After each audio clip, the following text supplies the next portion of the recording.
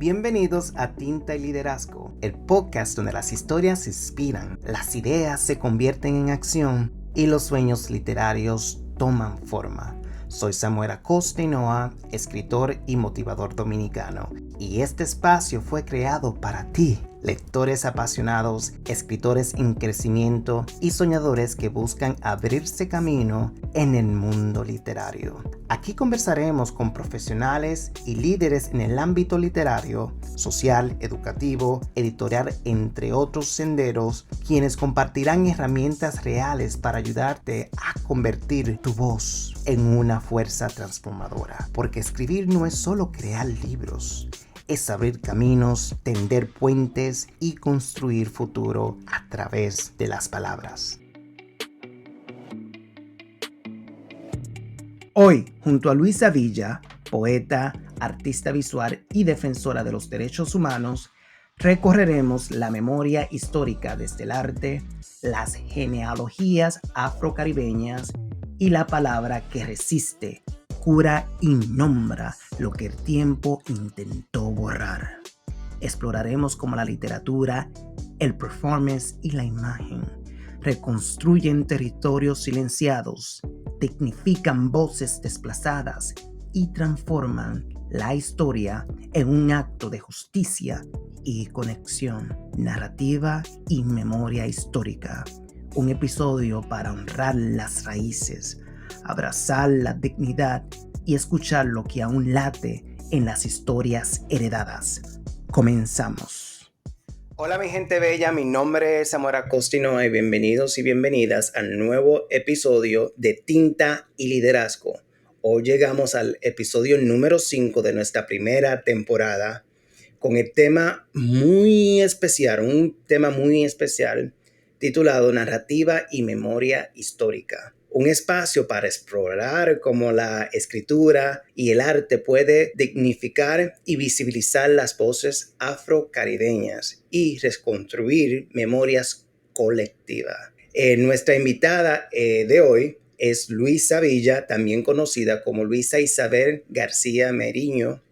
Es escritora, artista visual y pedagoga afrocaribeña, cuya obra y trabajo se centra en reconstruir memorias históricas desde la literatura, las artes visuales y el performance. Es autora de unas bellas obras que ahora están ya disponibles para todas las personas que desean adquirirla y son Hijas de las Perras Negras y Tratado sobre las Brujas. Luisa cuestiona el olvido, la violencia desde una voz poderosa y profundamente comprometida.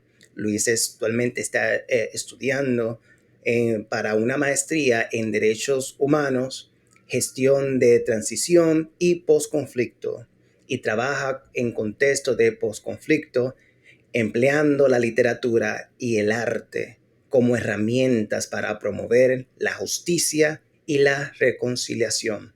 Bueno, mi gente bella, bienvenida Luisa a este gran programa Tinta y Liderazgo. El micrófono virtual es completamente tuyo. Bienvenida.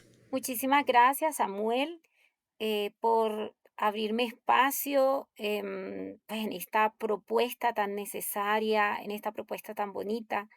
Detrás de cámara te comentaba que cada vez me sorprende más con los proyectos, con los espacios y que van en mira de visibilizar las artes, los y las artistas de este lado del mundo, las artistas y los artistas del Caribe, en este caso, nuestro caso del Caribe colombiano, y artistas que estamos al margen, artistas de las periferias, sabedores, sabedoras, pensadores, pensadoras. Entonces, hay siempre estás tratando como de buscarnos un espacio y también el trabajo que tienes con los jóvenes y las jóvenes. Entonces, todo eso me llena de admiración, de gratitud, de una gratitud bonita.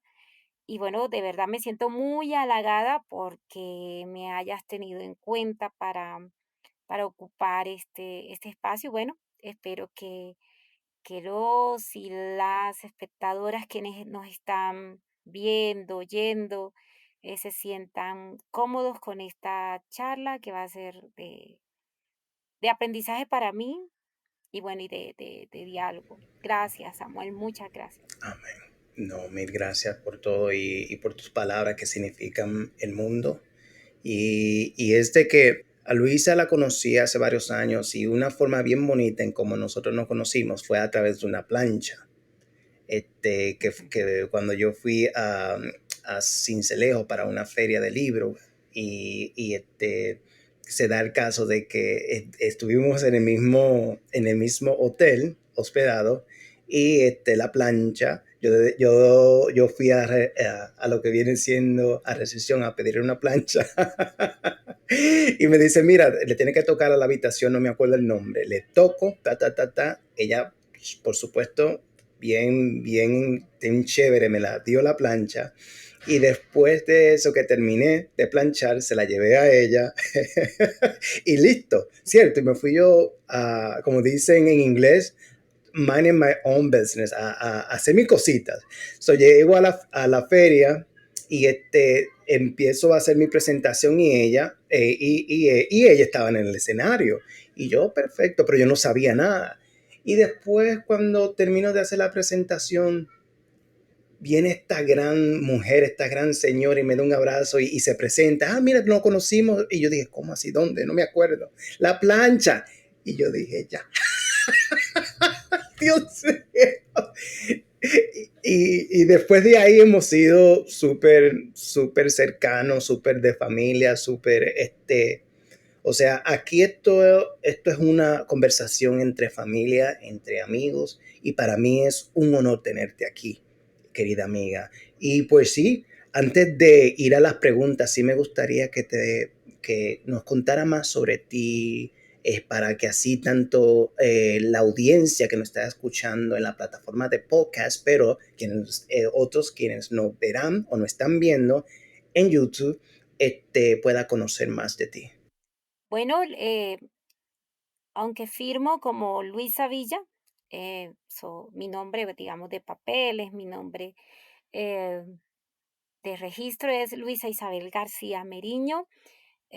Como dije antes, en mis libros y en mi trabajo artístico firmo como Luisa Villa por reivindicación a mi abuela, al apellido de mi abuela eh, paterna, eh, que falleció hace unos 3 años, Prudencia Isabel Villa, una abuela negra. Entonces, en honor a ella, me pongo el Villa. Y además que pertenezco a una dinastía de músicos, de músicas, cantadores, cantadoras de los géneros vallenato, bullerengue, en el Caribe colombiano y que somos los Villas y bueno, ahí como que teniendo un interés, ¿no? Por buscar identidad y como siempre, un sentido de pertenencia, ¿no? A ese apellido. Eh, ¿Qué más? Me identifico como una mujer afro, pero una mujer afro-caribeña, una mujer afro que vive en el territorio de la Via Yala, que comparte un territorio prestado por nuestros hermanos y hermanas indígenas, que se acerca tanto a lo afro como a lo indígena, que hay un interés por hacer apuestas de comunicación intercultural, una mujer muy interesada, como dijiste antes, por el tema de la memoria, por hacer trabajos de la memoria en un país tan complicado y tan difícil como el de Colombia, que lleva tantos años de conflicto y de guerra interna. Entonces, pues hacer los trabajos de memoria eh, ha sido como un eje fundamental, aparte también con los trabajos de una apuesta étnica racial, de reivindicación de los y las mujeres y hombres pertenecientes a las comunidades étnicas, especialmente afrocaribeñas, afros en general. También un trabajo que creí necesario encauzarlo en un país tan racializado, en un país lleno de discriminación también, en el que también lo toca a una por tener la identidad que se tiene y también interesada por los temas de género también, en esa medida como tratando de abordar una apuesta interseccional desde el género, la raza y la clase. Desde el trabajo de las artes, una mujer apasionada por las artes plásticas visuales, la literatura, la performance. Cree en el arte como apuesta, como salida. Nací en un pueblecito en el Cesar, en el Caribe colombiano, que se llama el Copey Cesar, una mujer provinciana, de papás provincianos, de familia provinciana, que recorre Magdalena, el Cesar, La Guajira, y que me crié en Barranquilla. Entonces habité entre dos identidades, entre el Cesar y Barranquilla, pero con la base de considerarme una mujer afrocaribeña y al 100%. Entonces, bueno, ahí el resto se los iré contando con las preguntas tan interesantes y tan ladrilludas que, que me pasó Samuel. No, honestamente es impresionante tener a una gran mujer que que no solamente defiende su identidad, sino la historia de las comunidades, de los territorios, de la cultura y es todo un honor tenerte aquí para a través de esta pregunta podamos tener como ese bello diálogo tranquilo, relajado, con un poco de café para así poder nosotros aprender de esta gran mujer, esta gran lideresa que está aquí presente. Y muchísimas gracias por habernos compartido un poco de tantas grandes cosas que residen dentro de ese gran corazón que tienes.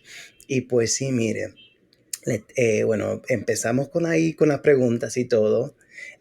Bueno, tu trabajo desde la literatura y las artes visuales y el performance, para ti, ¿qué significa hablar de memoria histórica desde el arte y la palabra y cómo, de alguna forma bella, se entrelazan esas dimensiones? Bueno, hay un interés de hacer un trabajo de memoria desde muy, no sé, de que tengo como conciencia, una conciencia social, una sensibilidad comunitaria. Y en esa medida, pues, bueno, otros teóricos y otras teóricas que se han referido a definir la memoria, han dicho que la memoria es el trabajo sobre la huella de la historia, es la huella que la historia deja en los cuerpos de las personas. Y en esa medida, hacer memoria es hacer un trabajo con la huella, ¿no? Y me he estado preguntando, o sea, cómo trabajar la huella. Hay muchas maneras de trabajarlo, pero comencé a entender en que eso que hacía, que tanto me apasionaba, como son las artes, jugaba un papel muy importante en ese trabajo. O sea, por un lado, el mismo arte se ha involucrado sí o sí en los trabajos de memoria, el mismo arte es memoria, la misma palabra hace y es memoria. Entonces, comencé a entender que en Colombia hay muchas heridas de este largo conflicto de guerra, hay muchos cuerpos fragmentados, muchos cuerpos dolidos y, y en ese pensarse, en estar rodeada de gente fragmentada, incluso en Colombia estamos haciendo memoria en medio de un conflicto, porque aunque se habla, aunque hay los diálogos de paz, se hicieron los diálogos de paz, bueno, hemos llevado varios procesos de diálogos de paz, aún el conflicto no termina, ¿no? Ahí estamos como en el proceso, buscando formas, ¿no? de transformarnos como sociedades. En esa medida estamos haciendo memoria en medio de la guerra, ¿no? A diferencia de pronto de otras experiencias de memoria en el que se hace memoria post dictadura, se hace memoria post guerra. Aquí estamos haciendo memoria en medio de la guerra. Y en esa medida no es fácil hablar. No es fácil hablar, no es fácil abordar los traumas que causan la guerra. Y fui comprendiendo en mi trabajo como docente, como activista comunitaria, que podía hacer mucho desde las artes, porque el arte completaba esos silencios que habían en un país en conflicto, que el arte permitía trabajar sobre la huella de una manera sensible, genuina, que el arte permitía hablar de lo que no se podía hablar, porque acá no es fácil, bueno, anteriormente con los anteriores gobiernos, con las represiones, no era fácil hablar de esto. Entonces el arte, a través del dibujo, la danza, el teatro, muchos artistas fuimos comprendiendo que teníamos un papel muy importante. Es más, decíamos, por ejemplo, haciendo entrevistas, por ejemplo, y hablando con personas de la Jurisdicción Especial para la Paz, de la Comisión de la Verdad, de la JED, decían como que el trabajo de ellos llegaba a un momento, ¿no? En el momento que tenía que ver con el tema de justicia, verdad y reparación, pero que esa reparación a veces quedaba incompleta porque llegaba en un momento en el que no llegaban como a hacer un trabajo de reparación simbólica. Se hacía el trabajo de reparación material, se hacía como se intentaba reparar los tejidos sociales, comunitarios, pero quedaba incompleta la reparación, los trabajos de reparación simbólica. Y es ahí donde el arte, también muchos artistas en Colombia, comenzamos a tomar ejemplo de otras artistas y a comprender que el arte podía hacer mucho en ese ejercicio de reparación simbólica. Un gran amigo, también artista que ha hecho trabajos de memoria, que se llama Eduard Barrera, que trabajó con las madres de Soacha, que fueron víctimas de las ejecuciones extrajudiciales acá en Colombia. Él decía que el arte tenía la facultad de expandir la memoria, de llevarla como a otras esferas que permitía, porque yo al principio yo decía, bueno, el arte sintetiza la memoria, la condensa, la simboliza, pero él decía que el arte la expande, permite reflexionar en torno a esas memorias, permite repensar ese trabajo de memoria. Entonces es allí donde yo, bueno, claro, el arte expande la memoria y pues para ya no expandirme tanto, eh, también creo, hay un autor que tiene un libro que se llama como, si no estoy mal, La imaginación moral, como en el tema de reparación, en el tema de transformación, se necesitaban pensarnos otras maneras de vivir aparte de la guerra, aparte del conflicto, porque ya, por ejemplo, en Colombia nos hemos acostumbrado tanto a la guerra te acostumbra a vivir en conflicto, o no te acostumbra, uno como que la guerra se normaliza y uno no ve otras posibilidades distintas a la guerra, uno ve la paz lejana, uno siente que no va a llegar. Entonces, este autor hablaba de que se necesita la imaginación y la creatividad para pensarse otras maneras de vivir distintas al conflicto. Y el arte también sirve para hacer memoria, para expandir la memoria y para repensarnos cómo transformarnos y cómo repararnos. Sería eso. ¿No? Y, o sea, sin palabras aquí en lo que has mencionado.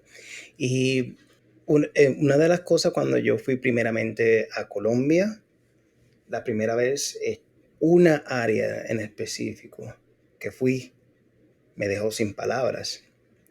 Y ahí fue en donde descubrí el poder que tiene el arte para transformar personas y una comunidad. Y fue el viaje que cuando fui a la Comuna 13 en Medellín.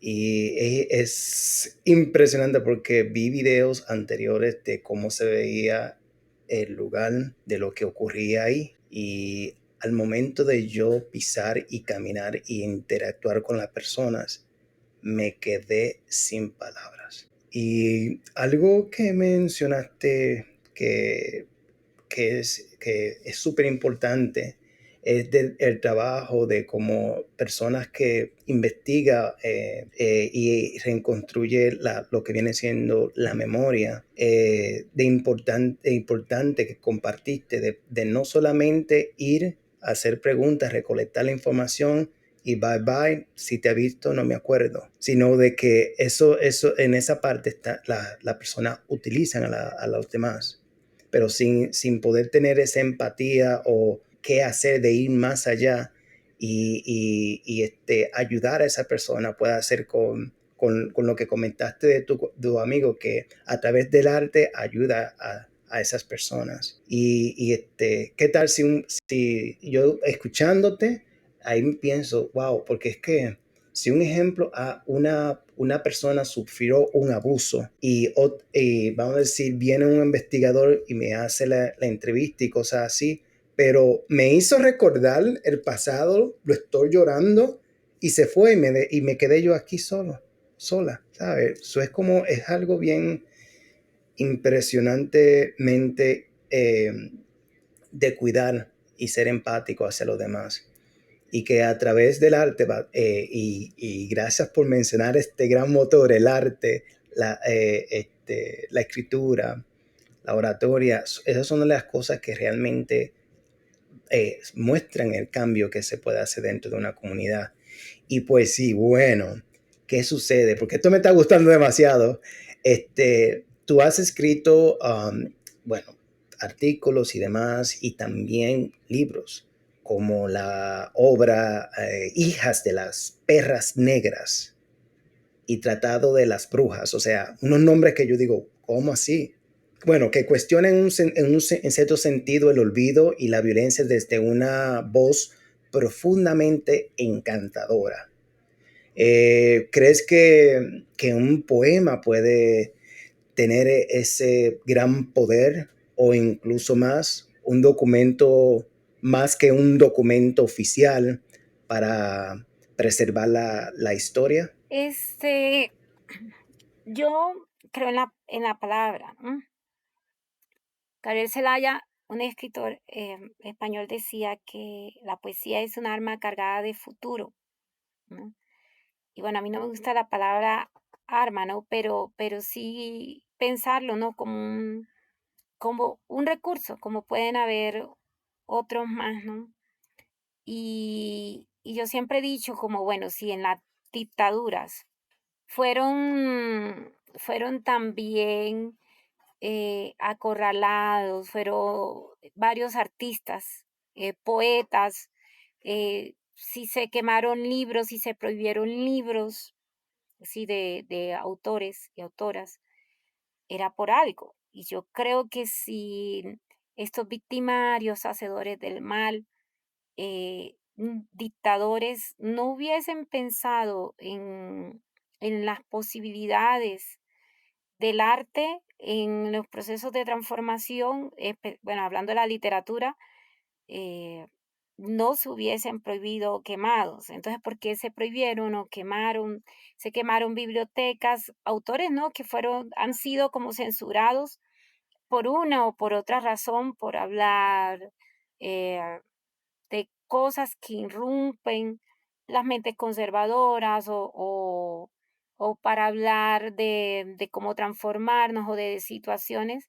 Entonces yo siento que en esa medida el arte tiene, pero el arte, la literatura tiene un poder. Para mí es, eh, por ejemplo, en un país como Colombia, hablando también del silencio, de las represiones, la posibilidad de hablar y de contar, ¿no? En procesos de violación de derechos humanos en el que se ha prohibido hablar, se ha prohibido contar, el contar y hablar desde la literatura termina siendo revolucionario o termina siendo subversivo, ¿no? Cuando yo decido hablar de cosas que no se pueden hablar en el país, o cuando yo decido contar la historia de otra manera. Entonces, en esa medida creo en la literatura. Obviamente también hay ejercicios literarios que, que van por otro camino, o ejercicios literarios que no se interesan por eso, pero en mi caso yo quiero pensar en esa literatura como, como poder transformador y eh, aunque suene, no sé, frase de cajón, muchos artistas comprendemos que algo ocurre cuando uno hace arte, o sea, yo siento que el cuerpo no queda igual, que cuando uno hace literatura no es lo mismo, que permite hacer eh, otras reflexiones, a eso decía mi amigo Eduard Barrera, ¿no? Que permite como llevar lo que ocurrió a otra esfera de la reflexión, ¿no? No es lo mismo contar que contar desde las artes, ¿no? Que contar desde la literatura. Otro gran amigo argentino, por ejemplo, de él, este año visitó Colombia con una novela sobre un prócer argentino llamado Lembu, que tenía ascendencia africana, de orígenes africanos y que muy poco se ha movido en Argentina. Mi amigo Eugenio López hablaba de que el papel del archivo llega a o sea, el papel del archivo llega a un punto, ¿no? Y que el trabajo del arte y el trabajo literario viene a completar el camino donde el archivo no puede llegar. No sé quién, él citaba como que mi amigo Eugenio López Arriazú hablaba como que la ficción empieza donde termina la historia, donde termina como el trabajo de archivo y de historia. Entonces, entendiendo como que también ese proceso también de ficcionalización, no entendiendo la ficcionalización como mentira, porque no todo lo que se ficcionaliza son formas de decir la verdad o de aproximarnos a la verdad, ¿no? Entonces, incluso hasta una novela histórica, hasta una poesía, eh, se buscan también formas de decir una verdad en el tema de la literatura con fines históricos o de memoria. Entonces, bueno, eso es lo que yo confío. Y en estos días estaba leyendo, ¿no? Cómo los artistas y las artistas somos testigos de una época, somos también testigo y testimonio y dejamos testimonio de nuestra época, desde las artes, ¿no? Y que damos fe desde las artes, desde lo que ocurrió, ¿no? Doy fe de que esto vi, esto oí y esto escuché, y que esto no solamente lo vi, lo escuché, sino que esto me atravesó de una manera y aparte de eso quiero transformarlo de alguna manera. Entonces también el arte recupera en esa medida esas memorias abandonadas, o el arte recupera esas imágenes, esas experiencias, esos hechos que la humanidad pasa por, eh, quiere pasar por de largo, ¿no? Entonces, en esa medida, el arte tiene ese papel protagónico en los ejercicios de memoria. No sé si te respondí Impresionante. la No, pregunta. no, no, no, no, no. En mi país dicen esto. Este, tú me diste muchísimo hasta la ñapa, o sea, me diste muchísimas grandes cosas. Y yo digo, no, no, no, yo no te voy a hacer más preguntas, sigue hablando, porque de verdad me encanta, o sea, nos estás encaminando sobre todos estos procesos interesantes y en cómo a través del arte podemos transformarnos y también a proveer una buena herramienta cuando lo compartimos de transformación a demás personas.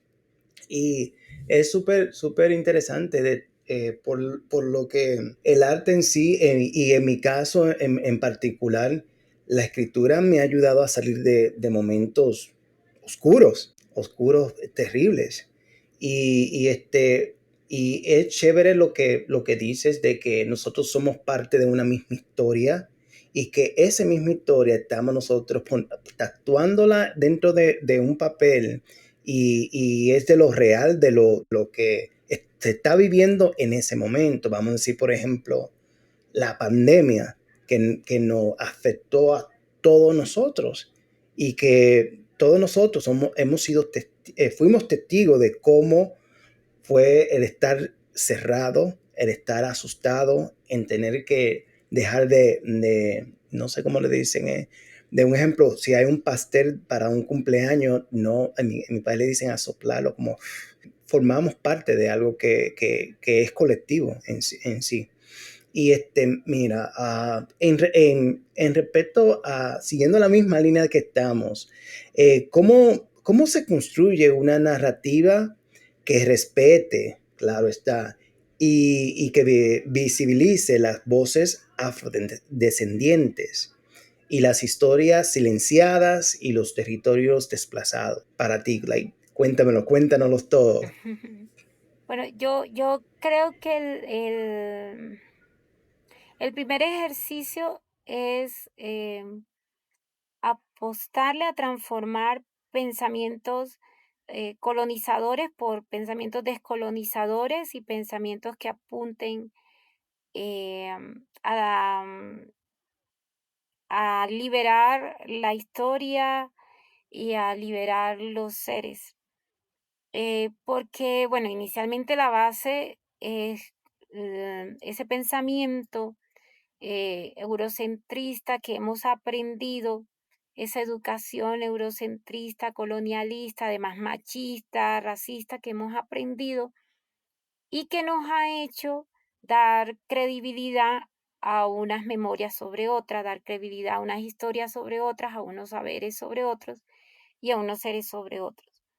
Entonces yo creo que inicialmente cuando uno conoce esos procesos de racialización, de cómo hay una historia oficial eurocentrista que ha intentado borrar identidades, uno comienza a comprender que en esas maneras de contar la historia, en esas maneras en las que hemos sido educados, hay silencios, hay personas borradas, hay identidades borradas y que a la historia le hace falta un buen pedazo y que hace falta mucha gente por hablar, que sí, que hay huecos, ¿no? Hay huecos y que la historia que nos han contado no eh, tiene baches, que la historia que nos han contado debe ser cuestionada, problematizada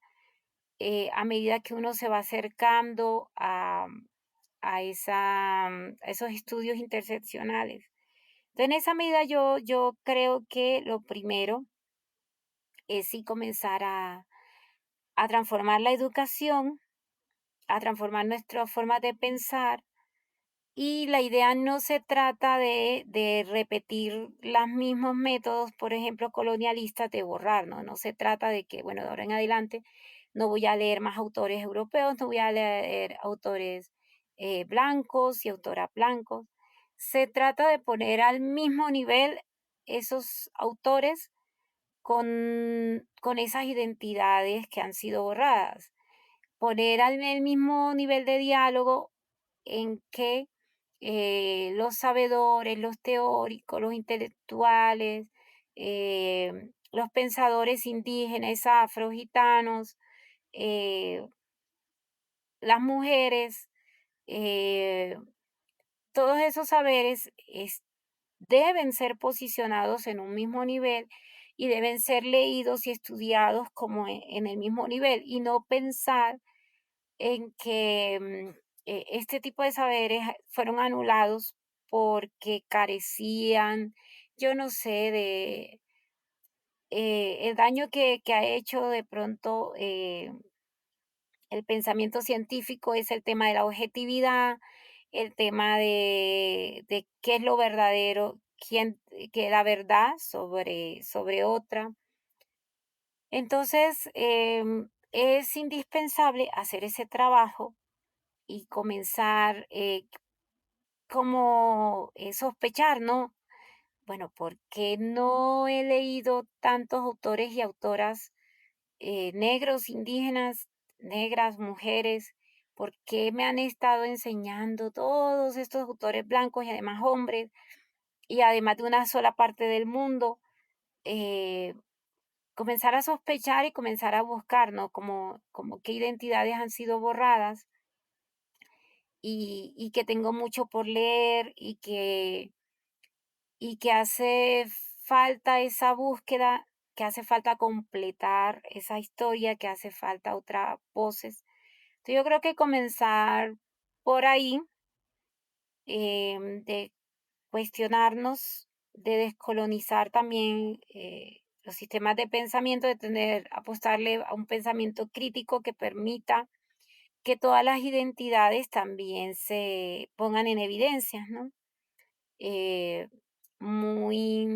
que hay otras formas de seres, que más allá de, por ejemplo, de un pensamiento binario, machista, que hay otras identidades que se construyen desde otros márgenes y que tienen cosas que enseñarnos, que contarnos de la vida, de la historia, del cuerpo.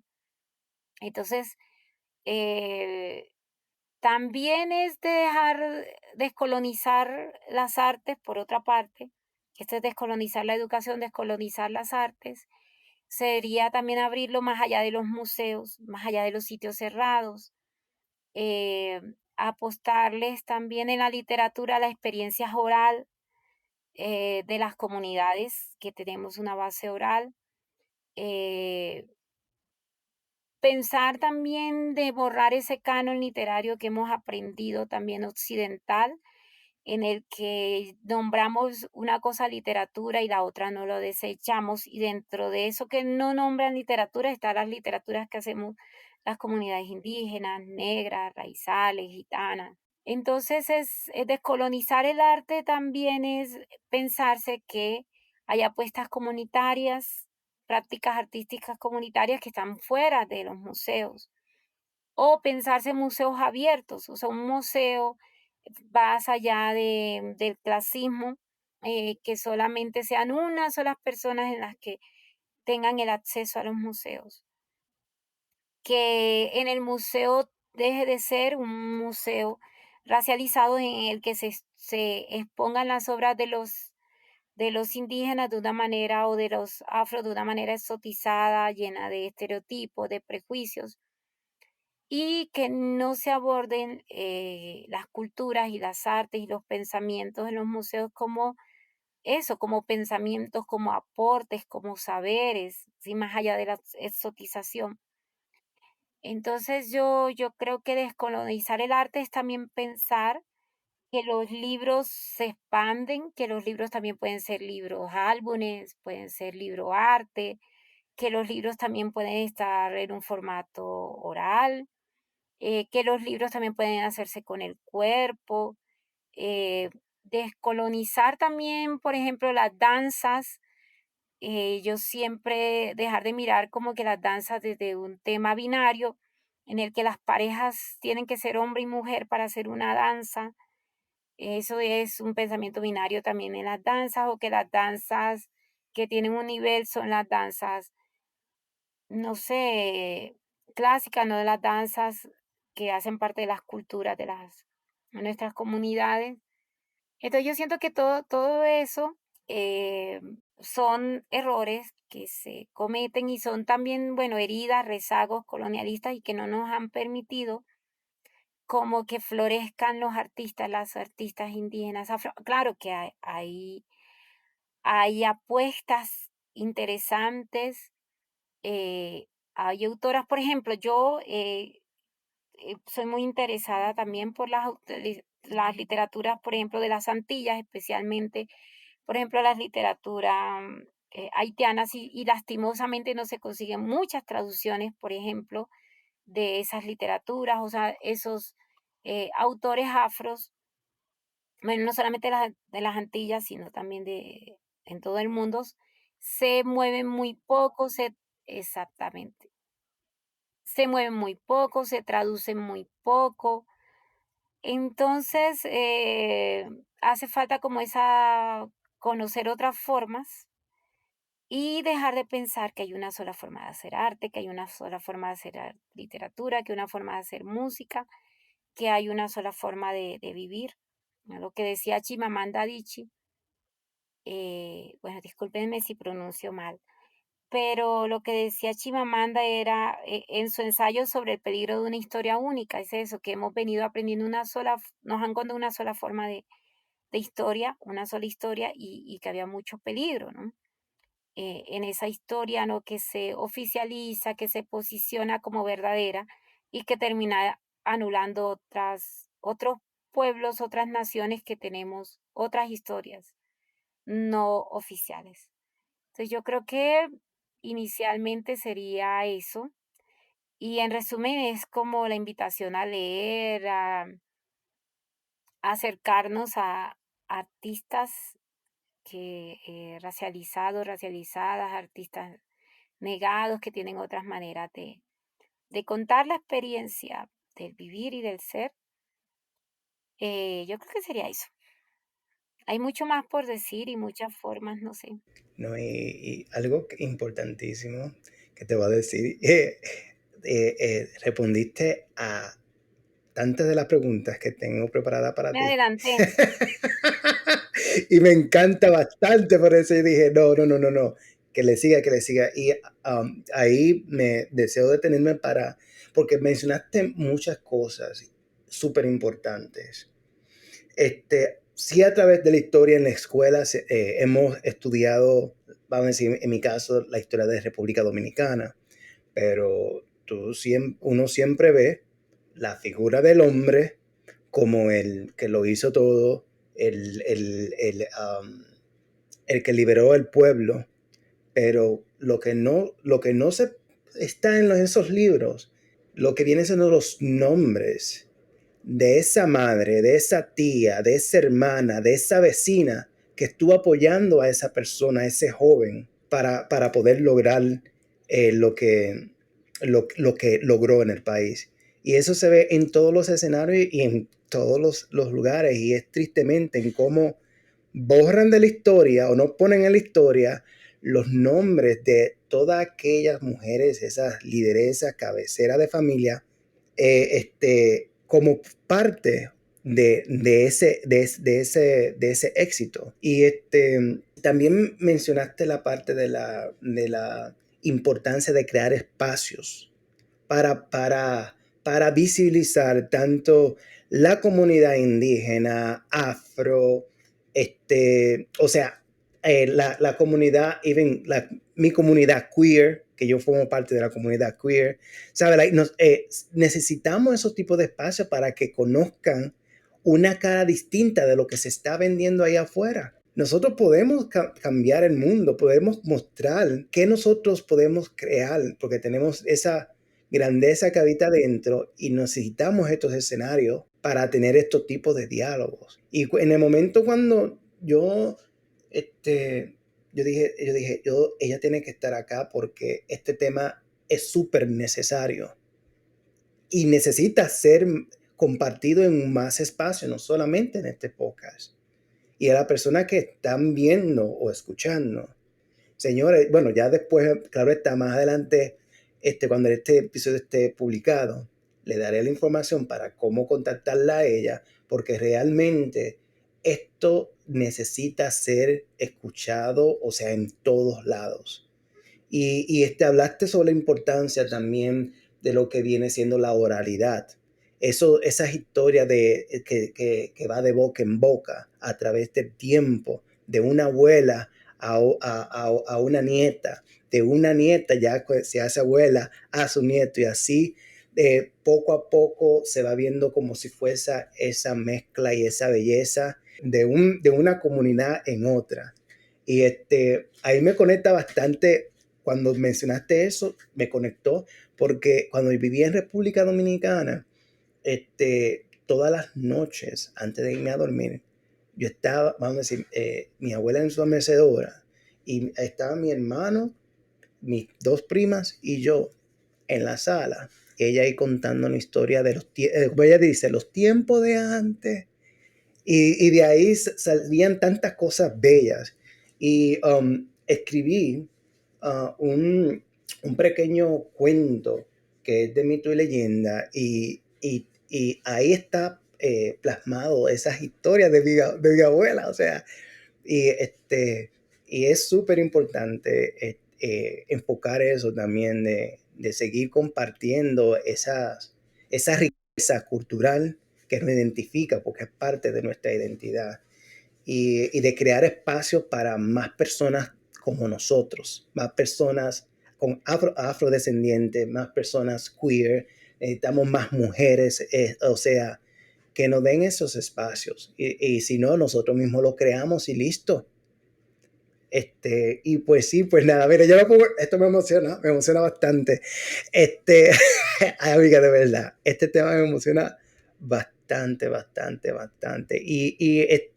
Déjame irme para la siguiente pregunta y aquí va, y es hablando de la parte de qué papel juega los mitos y las leyendas afro, la oratoria y perdona ahí porque la pronunciaré, y la genealogía feminista en tu poesía. Son también formas de preservar la memoria histórica. Sé que esa parte ahí la respondiste, pero me gustaría como que la ampliaras un poquito más. Bueno, a mí yo he luchado un poco con el concepto de mito, ¿no? Aunque es un nombre que nos que pusieron, ¿no? A nuestras formas de sintetizar una experiencia de saber, que es una forma espiritual, que es una forma filosófica también, que es una forma de hacer filosofía desde las diferentes comunidades y que recopila, que está concentrado en el relato y la historia. Entonces yo siento que fue renombrado como mito por por el pensamiento blanco occidental. Y yo peleo mucho porque a veces cuando se habla de mito, se habla como de algo que, que no es verdad o de algo que pasa, ¿no? Como por que está, que pasa por mentira, que no, y es muy dado como a referirse a muchas cosas nuestras como mito, ¿no? Como que está por allá al otro lado, como no es verdad, no está exento de saber, ¿no? Y yo a mí me gusta hablar más de una experiencia que tiene que ver con lo espiritual, con lo filosófico, y que se ha llamado como leyenda, como mito, no sé, pero que realmente la intención de los pueblos y las naciones originarias étnicas iban más allá y era como uno a través de estos relatos que les contaba la abuela, de que no te acerques al agua. Por ejemplo, nosotros tenemos un personaje que es la Moana, que la Moana es de agua y entonces era más bien para preservar la naturaleza. Entonces, si vas al monte, te va a salir la madre monte, si te va a salir entonces la sirena que está en tal parte, o la madre monte si llegas a tal hora. Y realmente todas estas eran una experiencia basada en el relato y que iban más encaminadas a protegernos como comunidad, a proteger la naturaleza, a protegernos como territorio, ¿no?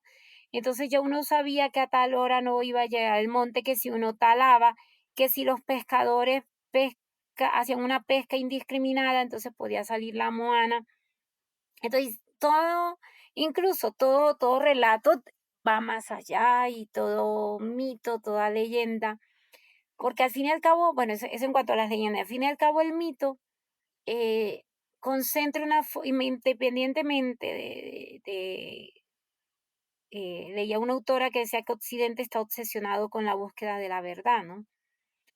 Y que mientras que en África se manejaba como tres ideas, ¿no? Como que hay mi verdad, tu verdad, pero sí, era como esta autora cuestionaba como ese empeño de la verdad y que era como que la verdad, ¿no?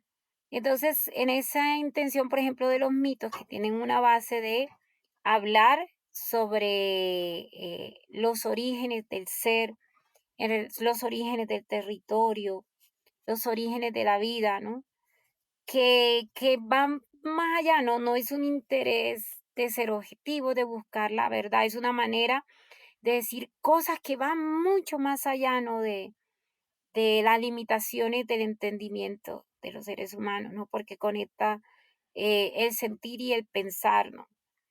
Entonces, por una parte, por ejemplo, yo en mi obra, ese tipo de pensamiento, que es un pensamiento, de ese tipo de pensamiento ancestral que aprendí en mi comunidad, de los abuelos, de las abuelas, del territorio, es inevitable eh, que no se atraviese, que no se cuele por la literatura, porque es mi forma de conocer, ¿no?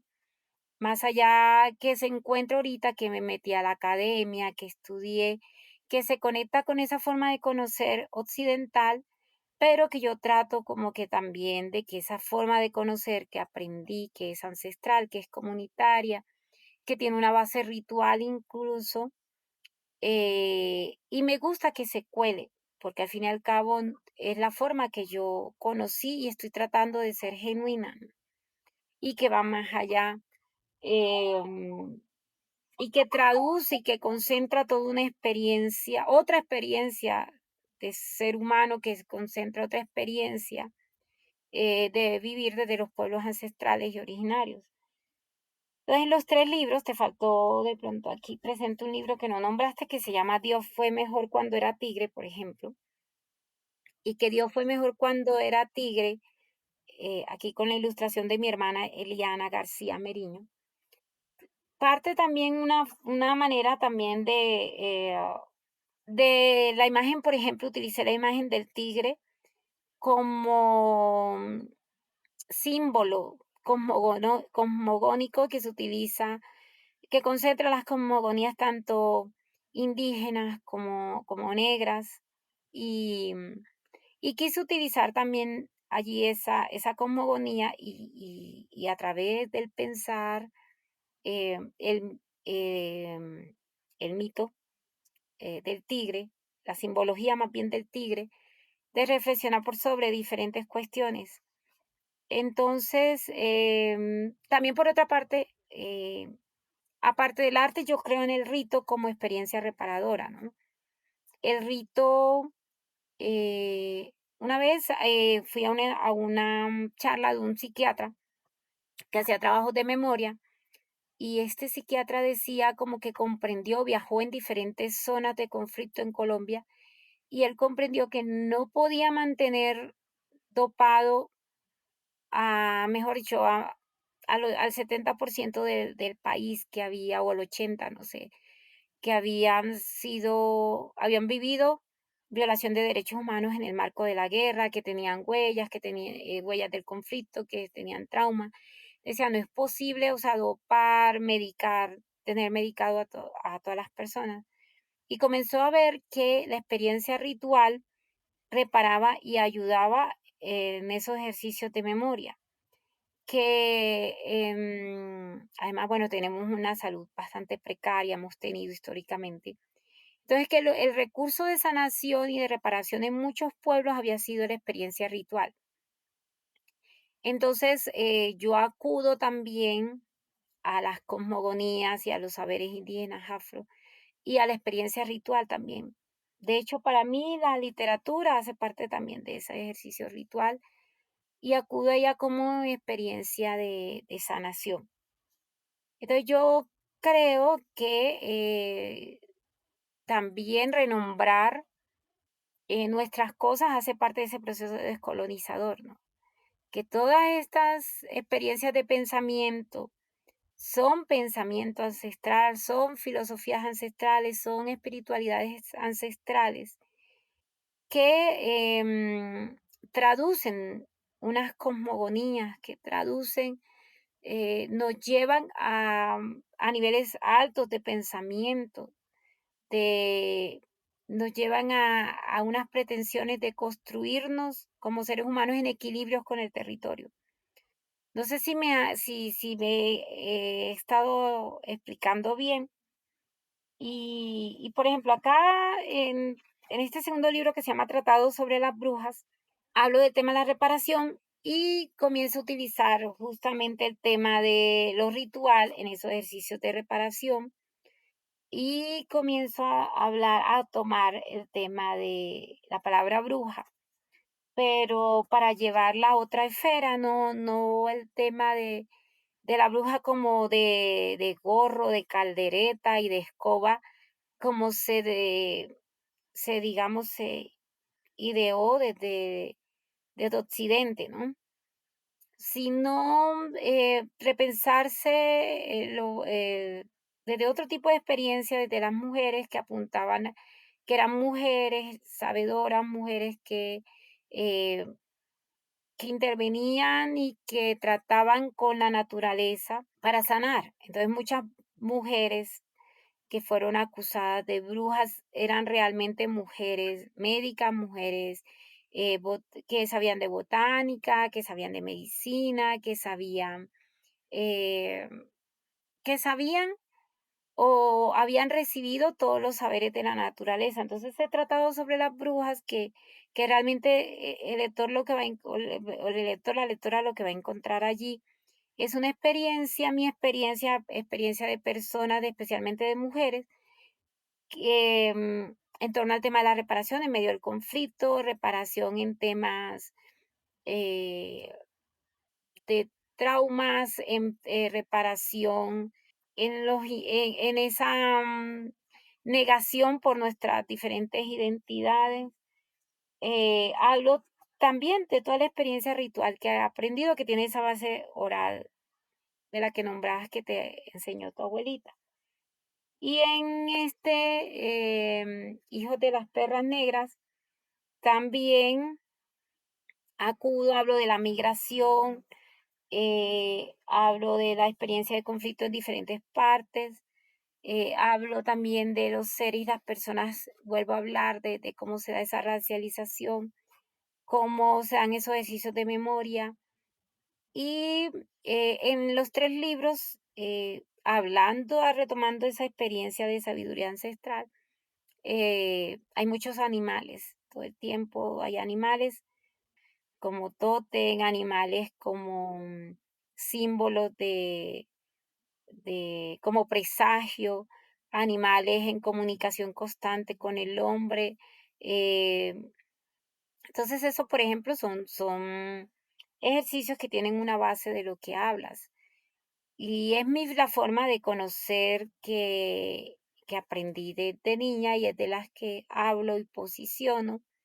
En diálogos también, porque bueno, no puedo decir en diálogos, eh, puedo hablar hasta de autores afros, indígenas, y menciono, y hay hasta citas de tanto espiritualidad yoruba como de pensamiento griego, como de pensamiento indígena. Entonces lo que hago en los tres libros también es mirar esa forma de ritualizar que trasciende esa experiencia de racialización, ¿no? Como también entonces acudo y hablo a los dioses. Yo siempre he dicho a los dioses de los negros, de los blancos, de las indígenas, eh, y puedo hablar con todos en un mismo diálogo sin creer que hay una verdad se antepone sobre la otra. Entonces, en esos libros me interesa la experiencia ritual más allá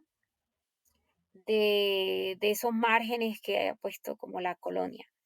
Bueno, no sé, espero que me haya hecho entender bien. Yo estoy encantado, encantado aquí honestamente con todo lo que has compartido. Y en relacionado a los libros, a algún otro material que hayas trabajado y que me gustaría conocer, que pudieras compartir en dónde podemos seguirte, en cuáles plataformas.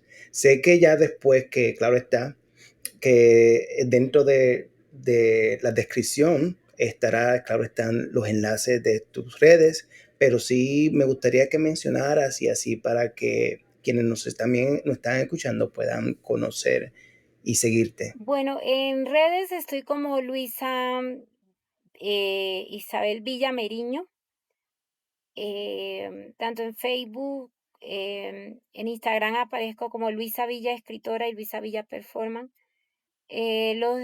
Varios de los libros, creo que los tres, bueno, ahorita, este inicialmente salió una edición en coedición, la primera edición no la tengo aquí a la mano, con la editorial Morgana de México y la editorial Baraja Gráfica, editores de Colombia.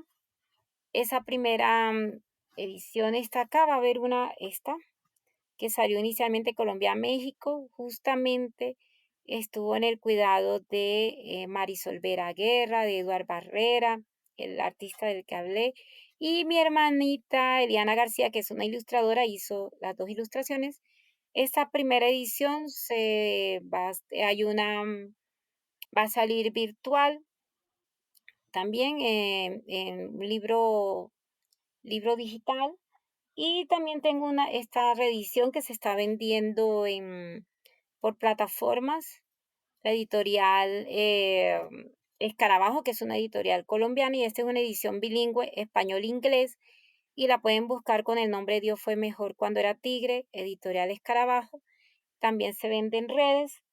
Está este libro que se llama Tratado sobre la bruja, que salió en Estados Unidos también y se está vendiendo en redes, salió con la editorial Jade Publishing y también se vende en redes. Ahorita hay una reedición colombiana por la editorial Corazón de Mango y es dos autoras en una. Y está este último libro que salió en España y también se vende por redes con la editorial El Gallo de Oro, que es una editorial española. Todos los libros se venden por redes.